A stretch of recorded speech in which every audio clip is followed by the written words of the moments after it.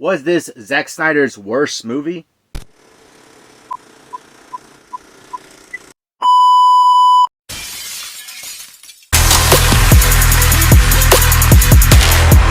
What's happening, guys? Back at you with another video. So we just got the newly released Zack Snyder movie on Netflix, Rebel Moon Part 2, The Scargiver. Now this is, of course, like I said, Part 2 of the first movie, which I believe was called like A Child of Fire, I believe, or Fire Child, something like that. Some crazy title. So when it comes to the first movie, I was not totally against that movie like some other people. It really got bashed on when it was getting reviews out there. A lot of people didn't like it. Now, I'm not going to say I did like that first movie. I didn't like the first movie that much, but it did have some things that got me a little interested in at least checking out part 2. Now, the thing that I wanted to happen with part 2 was hopefully it would improve upon part 1. There's definitely some things with part 1 that I didn't like, or things that I think they should have improved on.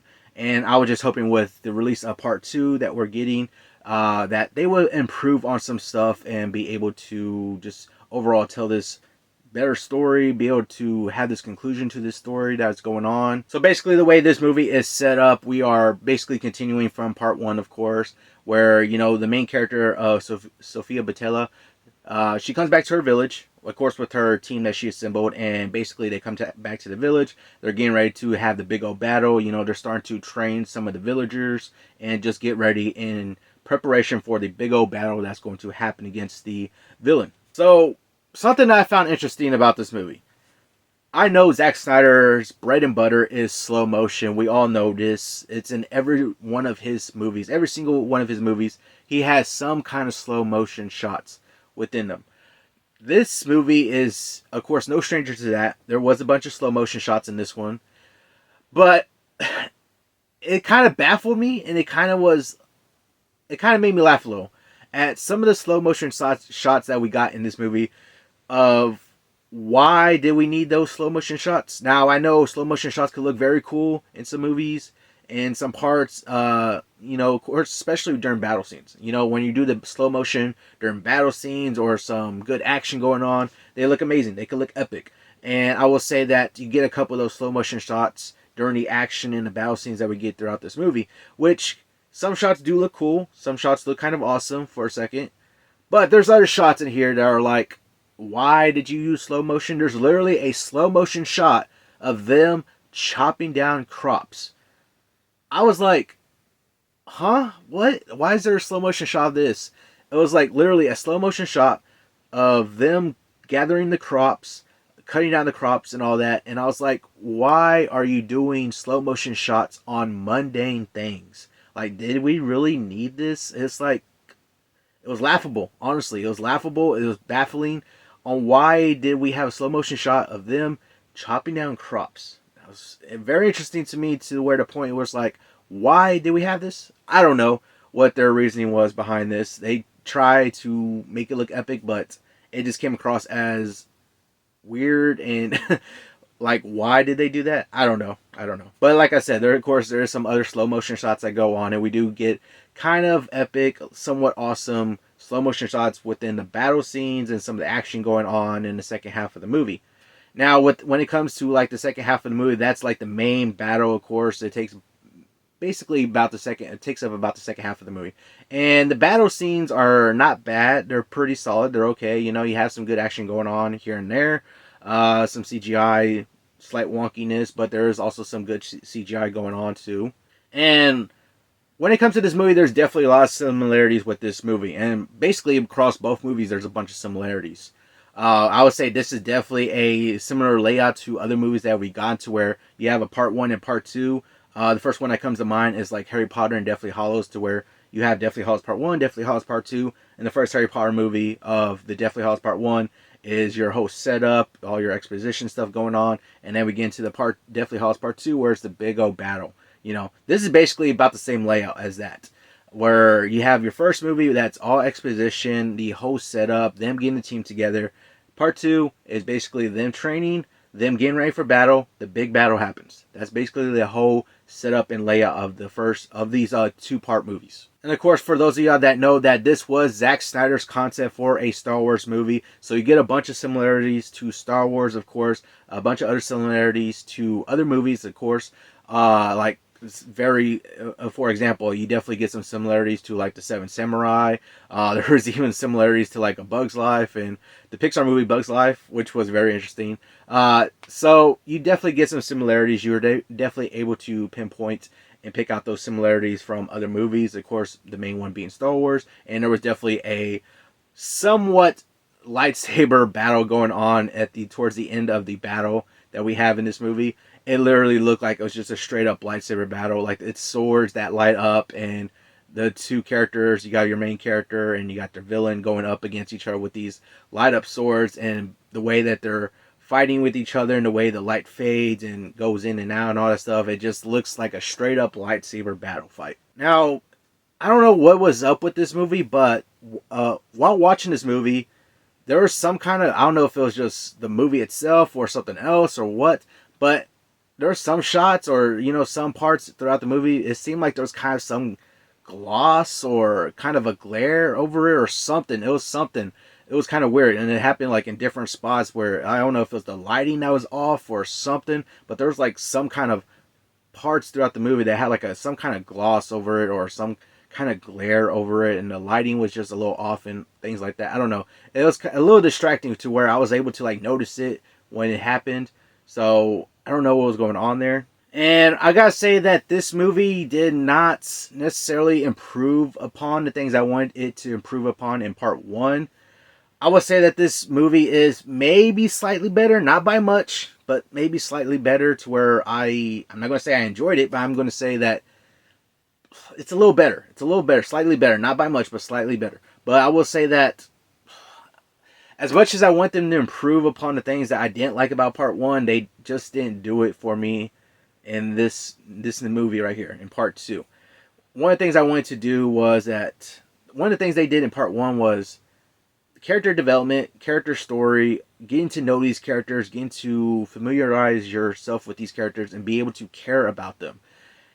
And to be honest, I did not feel that with this part two. I still was not able to connect with these characters. I still was not able to really care for these characters. They really didn't. I don't know if it's just we did not spend enough time with them. They didn't really dive into these characters and, give them depth or anything like that. I just could not really care about these characters, and it's not like they're bad characters or anything like that. They're, for the most part, they play their parts, and they're solid characters for the most part, but you cannot really connect with these characters. You couldn't really care for them. I will say, though, like, Sophia Boutella's character, she's great in this movie. Jaman Hasu is great in this movie also. Ed Skrein as the villain, he's awesome as a villain, honestly. But other than that, you don't really get enough time spent with these other characters. You don't really get to, you just don't really get to connect with them or get to care about them, really. So when you actually get depths of characters in here, you don't really feel anything about them. You don't really feel anything for them. And that's sad to say, because I really want to be able to connect and care about these characters, but sadly, I was not able to. And going back to, speaking of characters, we had that robot that came out in the last one, part one, Jimmy the Robot, that was voiced by Anthony Hopkins. And I really was hoping to see him in this movie again, too, because honestly, it was an interesting character, just to say that he was an interesting character with him being a robot and all that stuff. And I thought he was going to be, getting into this battle with them, helping them fight and all that stuff. And he just felt so underutilized in this movie, to where he's literally just standing around, he's watching them, he's narrating some stuff here and there throughout the movie. He literally does not get into the fight until like the last little piece of the scene of the movie. And it's like a short scene, like a quick minute fight that he gets into. That's it. And I was like, he felt so underutilized, and like he was one of those characters where I was like, I want to see what he does. I want to see what, you got a robot. Let's see his fighting. Let's see him fight against people and stuff like that. That'd be kind of cool to see that. If you could throw some slow motion into that robot fighting, that might be awesome. But no, we don't get that in this movie. He felt very underutilized with just standing around, narrating here and there, looking upon them as they're training and getting ready for battle. And he's just there standing around narrating and stuff. I was like, what? I don't know. And with the way this movie ends, honestly, it has a familiar the same familiar feeling as the way that part one ends, where you know you have something that feels like it's set up to continue on, and that's the way it felt with this movie. Like the way this movie ends, it feels like it's ending to set up something else or set up another movie, which I don't know if they're going to do another movie. They haven't announced anything yet or anything, so I don't know what they're going to be doing with that. But the way the movie ends, of course, you know, a battle happens, the movie ends, and as it's ending, it's like setting something else up to continue on with the story. And it's like, are you continuing the story? Are you going to flesh things out? Are you going to do anything else with that? I don't know. They haven't announced anything yet, so I don't know what they're going to be doing. But it just feels so much like a setup thing towards the end of it, to where it's like, I don't know what's going to happen. And I don't know whose idea this was. It could have been Netflix. I don't know necessarily if it was Zack Snyder's idea to do this. But this whole director's cut debacle is like, we're getting a director's cut to this movies. And in case you didn't know, right? You know, these two movies, we're getting a director's cut, which is going to be completely Zack Snyder's vision, his complete vision of what he wanted for these movies. Now, it could have been Netflix that was trying to cash in on the whole debacle thing of, you know, the Zack Snyder cuts and all that stuff that happened with Justice League a few years ago. But I don't know. It could have been that Netflix idea, but it's like, why have these tamed cuts of the movie where when you're on Netflix, these movies are not going to theaters, which means you don't need to have a PG-13 rating. Why not release the full extended director's cut that's R-rated, where you don't have to hold back on anything because you're not releasing these in theaters? Why not just release the director's cut? That way we can actually be able to get Zack Snyder's vision and be able to maybe somewhat, maybe it'll happen when we actually get it, when we actually get the director's cut. Maybe that could possibly be a better movie. Sometimes Zack Snyder does do a better job with his director's cut that improves upon his movies. Maybe that will happen. Who's to say? I don't know. Maybe I'll check those movies out once they come out. When the director's cuts come out, maybe I'll check them out. But it's like, why don't you just do the director's cut to begin with? You don't have anything holding you back. You're not releasing these movies in theaters, so you don't need to be held back by a PG-13 rating. Just go full out.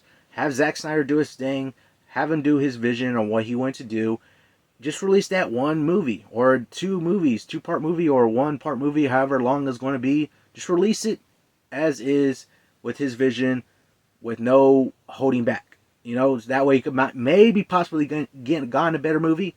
I don't know. We'll see if that happens with the director's cut once they come out. If they happen to be better movies or not, we'll see. But I don't know why they decide to do this. Maybe to cash in on something. But who's to say? But closing thoughts. What did I actually think about this movie overall? Sad to say, I did not really enjoy it, honestly. There's a couple of good things that maybe I kind of liked here and there. I mean, we got a couple good slow motion shots. A couple bad ones to where it's like, why did you do that? But a little good action going on here and there in the battle scenes and all that. But overall, as a movie, it fell short for me. I gotta say it fell short for me. Like I said, and maybe might have been a little better than the first one, slightly better than the first one, but not by much, to be honest. Not by much. When it comes to Zack Snyder's filmography, and I've been watching his filmography over the past week now, because I plan on doing a ranking video of all his movies that he directed, and just going off of watching those movies and watching this movie too. To be honest, if I had to do like an early spot check on where I would place this movie within his filmography of movies, to be honest, this one might be towards the middle to the bottom tier of his movies, to be honest, I gotta say. I don't know if I'll ever go back to this movie. Probably only watch the director's cut, but I don't even know if I'll watch the director's cut right away, depending on how I'm feeling at the time. But honestly, I don't think I'll ever come back to this movie, to be honest. It's sad to say. Like, I never want to bash on a movie. I never want a movie to be bad or anything like that. I always go into a movie wanting it to be good, to enjoy it, to have fun with it or something like that.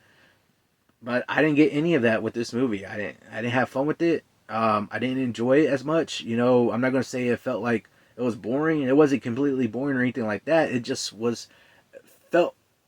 almost felt like a chore. I'm going to say it almost felt like a chore to watch this movie. And I don't even want to say that. But like, it kind of did.